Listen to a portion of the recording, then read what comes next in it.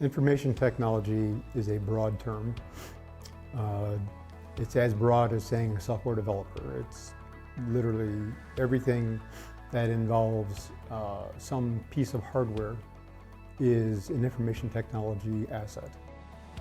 The differences between a computer science degree and an information technology degree is computer science side is what can we do, and the technology side is how do we get there.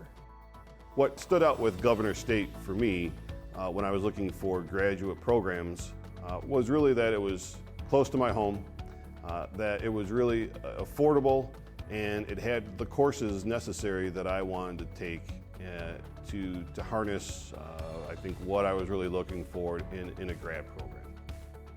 What they've identified as required, and particularly in the cybersecurity track, are very absolutely germane to the industry right now.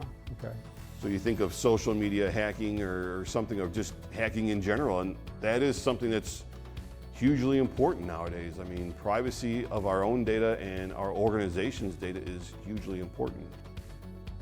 There are professors here that I stay in contact with on a regular basis, even though I've been gone for a while, solely because I respect them and their knowledge, and I would not bother with a friendship like that if I did not feel that the parties in question were deserving of respect.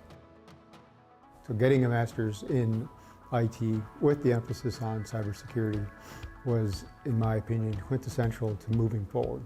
And so, to me, that's the win-win of having come here.